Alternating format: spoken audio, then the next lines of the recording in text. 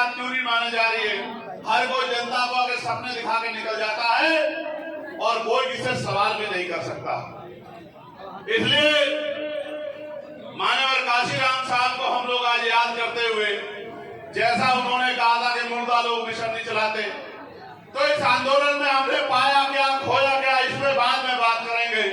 लेकिन आप बताओ, आपको याद है इसी जून के महीने में मैं जेल गया था 2017 में, और कितने दिन जेल रहा था याद है नहीं याद है? कितने दिन? 16 महीने। कितने दिन? 16 महीने 10/6 की एक कोठरी में मैंने जेल काटने का काम किया। पैर फैलाता था तो दीवार में अड़ जाते थे। वहीं खाना, वहीं सोना, वहीं पढ़ना, वहीं बाथरूम, टॉयलेट, उसी 10/6 में। मैं हर रोज ये सोचता था कि जिस दिन इस काल कोठरी से बाहर निकलूंगा तो भविष्य में किसी मेरे भाई के साथ ऐसा अन्याय ना हो, इस लड़ाई को लड़ने का काम। मैंने जेल में निर्दोष लोगों को देखा कि सत्ता के इशारे पर किस तरह गरीबों को जेल में ठूस सके, अभी कोई सुनने वाला नहीं। मैंने लोगों को मरते देखा जेल में, मैंने सिस्टम को करीब से देखा। फिर जब मैं जेल से बाहर आया, आंदोलन में चला आया, फिर दिल्ली में गुरु घर तोड़ दिया गया, 5 लाख लोग इकट्ठा हुए, 96 लोगों को फिर जेल जाना पड़ा। 2 महीने से ज्यादा फिर मैं जेल में रहा, देश की सबसे बड़ी जेल में, तिहाड़ में। फिर एनआरसी का आंदोलन हुआ। जो जिस पार्टी को वोट दे दे के आपने ताकत दे के शीर्ष में बिठाया, वो सब चादर ओढ़ के अपने अपने घरों में बैठ गए। अकेला चंद्रशेखर आजाद जमा मस्जिद की सीढ़ियों में चला गया अपने साथियों के साथ और कहा कि देश में एनआरसी लागू नहीं होने देंगे, इस देश को एनआरसी से बचाने का काम करेंगे। जब मैं दिल्ली में बंद था, जब मुझे गिरफ्तार किया गया, जितनी मेरी शरीर में हड्डियां नहीं, उससे ज्यादा लाठियां मुझे पीटा गया। कोई हड्डी मेरी ऐसी होगी जिस पे लाठी, मेरे पैरों के नाखून खींच लिए गए, मेरे दांत तोड़ दिए गए, मेरी रीढ़ की हड्डी में 4 जगह गैप कर दिया गया। इन सब चीजों से निकलना है।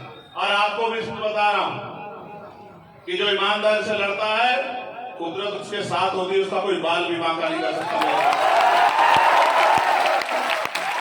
उससे भी बात नहीं बनी, डरा नहीं, दबा नहीं, झुका नहीं, रुका नहीं, तो 4 गोलियां गई। एक गोली यहां लगी, फिर भी महापुरुषों के आशीर्वाद से, मां बहनों के आशीर्वाद प्यार से, आप भाइयों के सहयोग से फिर बच गया। अब उनको ये पता लग गया कि ये मरने वाला नहीं, इसका जन्म मरने के लिए नहीं हुआ है, इसका जन्म कुछ करने के लिए हुआ है। और ये इसको रोकना आसान नहीं है, इसको किसी तरह से डिस्टर्ब करते रहो, परेशान करते रहो। उनको ये नहीं पता, मेरे पिताजी ने मुझसे कहा था कि चंद्रशेखर, जिनके जीवन में कोई लक्ष्य नहीं होता, उसका दुनिया में आना जाना खराब होता। आज मैं आपको अपना लक्ष्य बता देना चाहता हूं।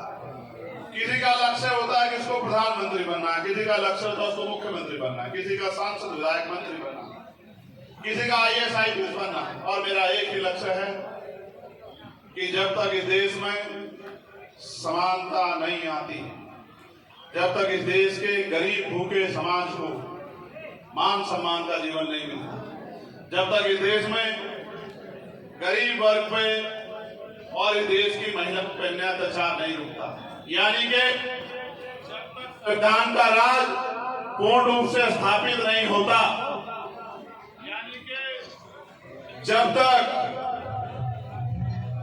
इस देश में बाबा साहब अंबेडकर के सपनों का भारत नहीं बनता, समता मूलक समाज नहीं बनता, जब तक इस देश में सामाजिक, राजनीतिक, आर्थिक रूप से समानता नहीं आती, जब तक इस देश के गरीबों को स्वाभिमान, सम्मान का और इज्जत का जीवन नहीं मिलता, तब तक चंद्रशेखर आजाद मरेगा नहीं। मेरी बात को प्यारे साथियों, बाबा साहब अंबेडकर ने कहा था जीवन जीना कोई बड़ी बात नहीं है, बड़ी बात है स्वाभिमान सम्मान से जीना।